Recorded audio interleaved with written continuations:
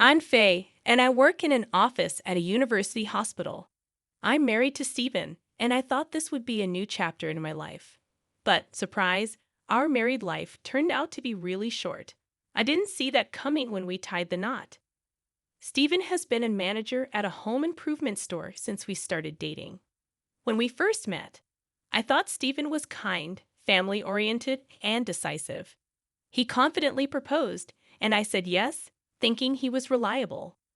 Stephen, who used to live with his parents, moved in with me after we got married. Despite our busy schedules, we managed to sync our days off and were planning our honeymoon. Just talking about it made me happy, and back then, I was really glad I married Stephen. But over time, things started to change. Our home, where Stephen and I lived, was a 3-bedroom apartment just 2 years old. It was new, albeit a bit far from the city and not a luxury high-rise, making it reasonably priced. Considering all factors, I decided to go for it, and living there was pretty convenient. Stephen wasn't into luxury, so it was comfortable for both of us. Then one day, Stephen told me, "My mom and sister want to come over tomorrow to see our new home, so I've invited them." My initial reaction was that he should have talked to me about the date, considering I had work the next day while he was off. His decisiveness was good, but sometimes it hurt me when he didn't consider my feelings. I said, "I'll be at work, is that okay?" Stephen replied, "Sure, we'll just take a quick look around the house, and that's it." I agreed, thinking it would be a simple visit. However, when I got home the next evening, the atmosphere was lively. There was a pleasant smell, and in the living room, Stephen, my mother-in-law, and sister-in-law had prepared food and drinks, enjoying themselves. "What's happening?" I exclaimed. My mother-in-law, looking a bit tipsy, greeted me enthusiastically. "Oh, Faye, you're home. Done with work?" "You've been working hard." My sister-in-law, with a cheerful expression, said, "Hey, Buffet, you must be tired. But wow, this house is amazing. It's not fair that you get to live in such a place." Stephen was enjoying the moment, and I was the only one feeling out of the loop. "I was told you were coming for a house tour, but did you plan on having dinner as well?" I asked, trying not to upset them, as what was happening differed from what Stephen had told me. I felt a bit upset, but Stephen, with a smile, casually replied, My mom and sister said they had plenty of time, so we thought, why not have dinner?" Even though he said it was their time he was considering, not mine. I wanted to convey that I don't dislike my mother-in-law or sister-in-law, but I don't want to be on my toes in my own home. However, Stephen said, "My dad is not around anymore, and it's always just the two of them. They need a change of scenery once in a while." He said this in a carefree manner. Hearing this, my mother-in-law said, "Stephen is such a kind boy, Faye. You should appreciate that you got to marry Stephen," as if I was being taken care of by Stephen. I wanted to retort, "I'm working and earning too, you know." But then I thought, maybe it's okay to let them have a family dinner once in a while. So I decided to step back. I didn't want any conflict, and they had bought the groceries and prepared the meal themselves. But then my mother-in-law said something that left me shocked. "But this fridge is stocked with good meat, high-quality meat. Really, it is delicious." I couldn't believe my ears for a moment. My mother-in-law and sister-in-law were clearly using our groceries. The alcohol and snacks my sister-in-law enjoyed were the exact ones we bought. "Didn't you get these yourself?" I asked. My mother-in-law nonchalantly replied, "Well, if there's this much in the fridge, no need to go shopping, right? Going to the supermarket is a hassle." She said it without any remorse. To add to it, she said, "I'm tired now, so if you want to eat something, Faye, you'll have to make it yourself." I was genuinely angry about the whole situation. Though my emotions were ready to burst, I somehow managed to suppress my anger and responded with a forced smile. "Is that so? Well, I'll handle my share then," I said, heading to my room. It seems some of my frustration leaked out when I closed the living room door, making a louder noise than intended. Shortly after, I could faintly hear my mother-in-law and sister-in-law talking. "Oh my, is she always this rough? Is she okay?" My sister-in-law added, in such a nice house. I wonder if Faye won't end up breaking something, right? Stephen casually responded, I'll remind her later. She's probably just tired from work. And after all that, my in-laws left without cleaning up. Stephen even came to my room and lightly scolded me. What's with all the irritation? It's not nice to my moms, you know. Honestly, all this without my permission, and them leaving without cleaning up was too much. When I told him, Stephen tried to pacify me. Calm down, it's a one-time thing. I'll take care of the cleaning, just relax. I wasn't convinced, but I thought it wasn't worth a fight and managed to suppress my anger. I forcibly considered it part of Stephen's family love and regained my composure. With our honeymoon approaching in a month, I didn't want to ruin our relationship. After all, this wouldn't happen again. Now I just need to focus on our honeymoon and lift my spirits. However, that honeymoon turned out to bring misfortune. A month later, we embarked on our honeymoon, a 3-night trip to Alaska. While I wouldn't have minded an overseas adventure, Stephen preferred to keep it simple. He felt staying within the country was sufficient, so we settled on this plan. The hotel we chose was nice, and we enjoyed the local cuisine, hot springs, and the mesmerizing northern lights, creating cherished memories. As our delightful journey neared its end, we began our journey back home, feeling a tinge of sadness that it was over. We talked about planning another getaway someday. However, just as we were about to reach home, a sudden realization struck me. Did I remember to lock the bathroom window before leaving the house? Living on the 4th floor of an apartment building with a small bathroom window, I didn't think there was a risk of burglary. Still, the thought crossed my mind, and I mentioned it to Stephen. His casual response was, It'll be fine. My mother and sister are there. I was perplexed. What? My mother-in-law and sister-in-law are at our house now. I didn't hear about this. Stephen, with a calm expression, casually replied, Oh, didn't I tell you? They said they'd clean up while we're away. It's really helpful, you know. Dust piles up after 3 or 4 days. He said it cheerfully, revealing that he had given the house keys to my mother-in-law without informing me. This revelation stirred my frustration once again. From that point, I barely spoke to Stephen and hurried home faster than usual, anxious about what was happening in our house.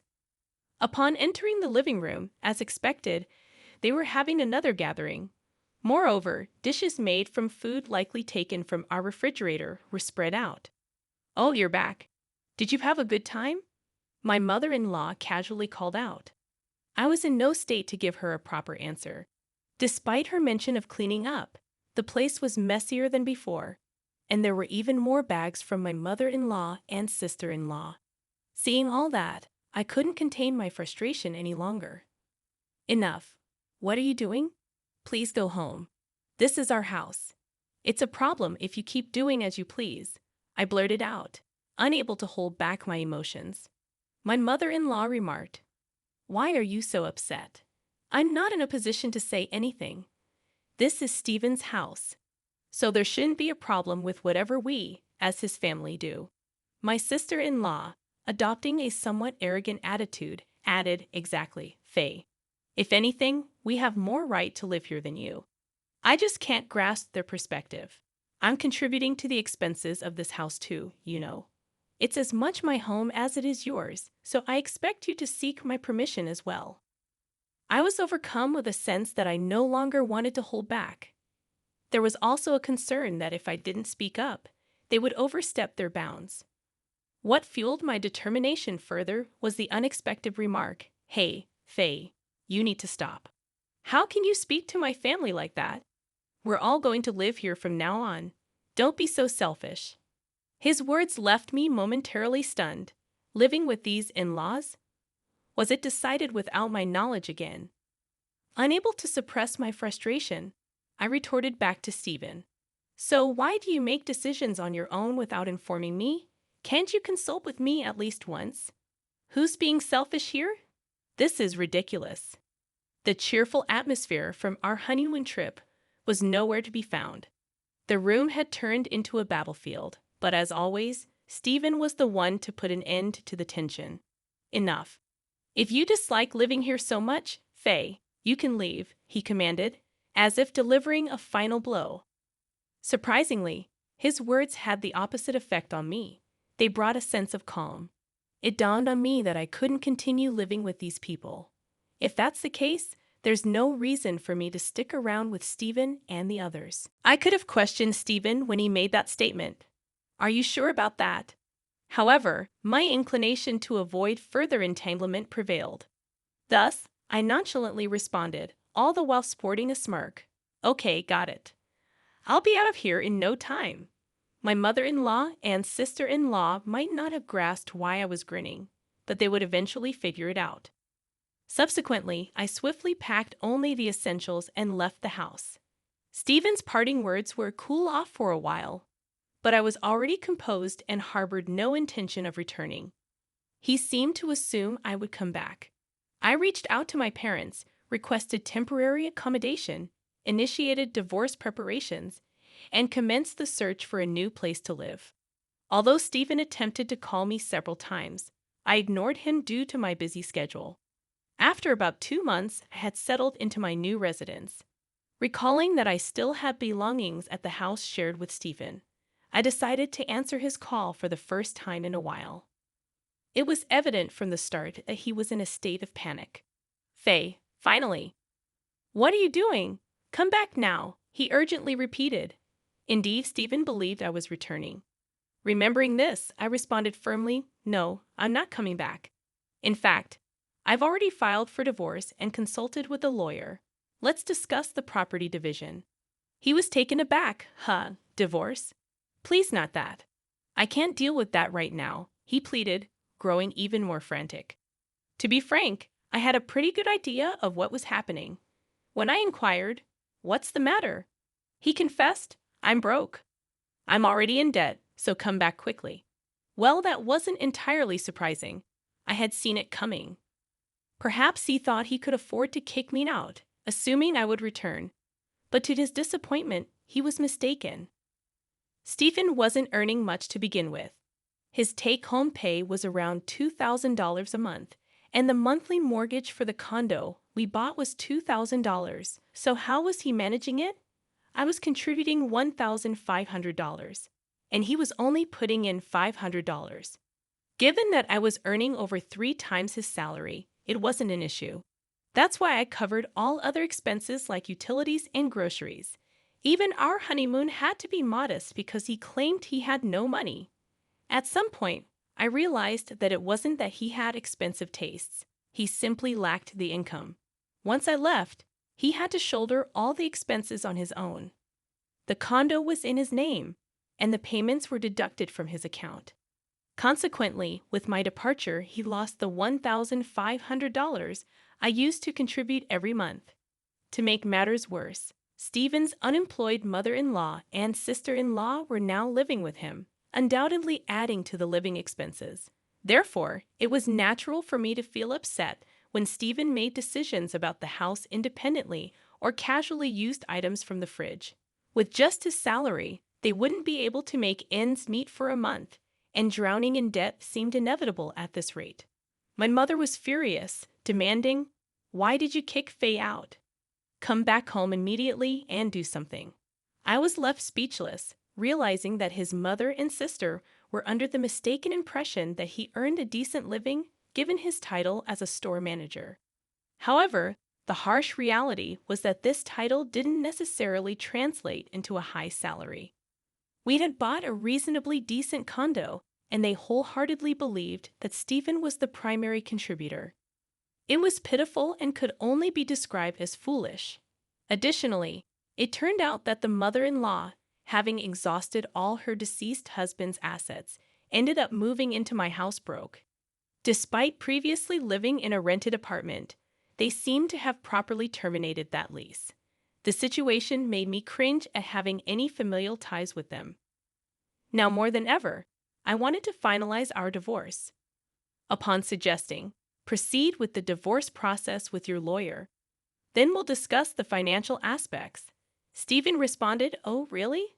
Okay, so all I have to do is fill out the paperwork with my lawyer and send it back to the court, right? His voice sounded relieved. Our divorce was finalized without any complications. While visiting my previous residence to organize my belongings, I completed the shipping procedures for my luggage. Despite his mother and sister being present, Stephen said, "Phew, you really saved me, Faye. I'm already $10,000 in debt. If things continue as they are, it's going to increase by another $5,000 this month." I was shocked at how rapidly he accumulated such a substantial debt. Evidently, his mother and sister had extremely poor spending habits, yet they seemed shameless, grinning while relying on my financial support. So, I suggested, how about your mother and sister start working for the money? If all three of you contribute, it should somehow work out, right? Stephen and his mother were taken aback, and he questioned, Aren't you going to help us out? What does that mean? Calmly, I responded, What does that mean? That should be my question. Why should I cover your living expenses? Earn your own share. I didn't say I would pay. I said I would consider it. So I came up with a way for you guys to sustain yourselves.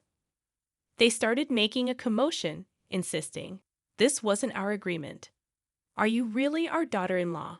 I replied, I'm not your daughter-in-law anymore, so good luck. I then got into my car and left my former residence. After a while, my mother-in-law and sister-in-law reluctantly began their job search. However, due to their laziness, they didn't make much progress. Meanwhile, the loans kept piling up, and living expenses continued to grow. Despite this, they maintained extravagant tastes, and Stephen's debt only escalated. Eventually, he resorted to borrowing from some risky sources, living in constant fear of debt collectors. On the other hand, I could finally use my hard-earned money for myself, enjoying hobbies and travel. Living a fulfilled life motivated me even more at work. One day, a colleague at work, who had been a listening ear during my complaints about Stephen, approached me and said, You've been glowing recently, Faye. This became an opportunity for us to start dating, further enriching my daily life.